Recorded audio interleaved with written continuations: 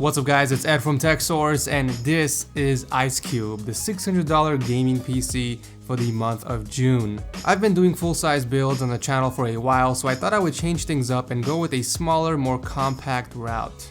By the way, there will be a build guide on this PC next week for those of you that are interested in picking up the same parts and making one for yourself. So make sure you're subscribed to the channel if you don't want to miss out.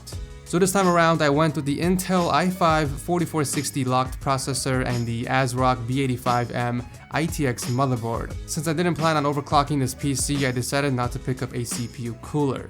I also picked up 8GB of RAM from Crucial and a 1TB hard drive from Seagate.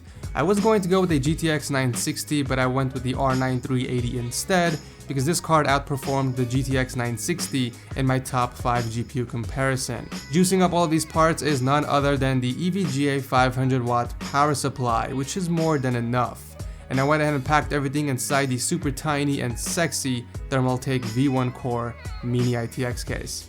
A few things that attracted me to this case were the price, design, space for cable management, and the two USB 3.0 ports off to the side. For a Mini-ITX tower, this case offers a lot of features. For temps, ICECUBE hovered around a constant 33 degrees Celsius during idle and light usage, while capping at 66 degrees during full load.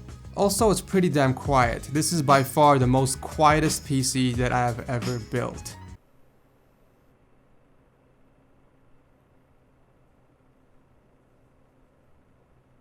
For the Fireshtrack benchmark, the PC scored a 7131, and here is where it ranks compared to my other budget builds on the channel.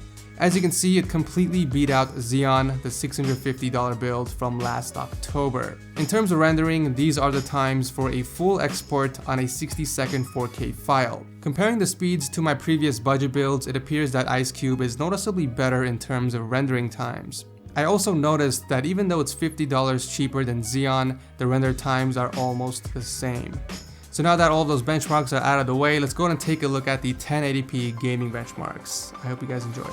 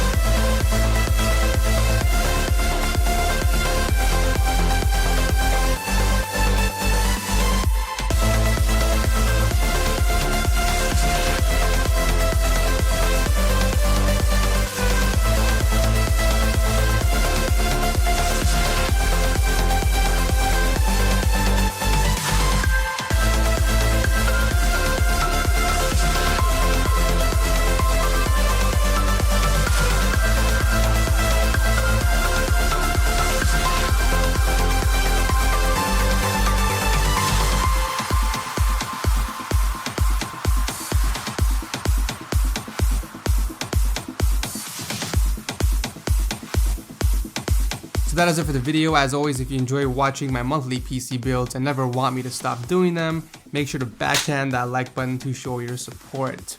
Also, make sure to follow me on Twitter and Instagram because there's going to be a lot of sneak peeks on my next 2 ultimate builds, as well as a sneak peek for the perfect desk setup episode 2.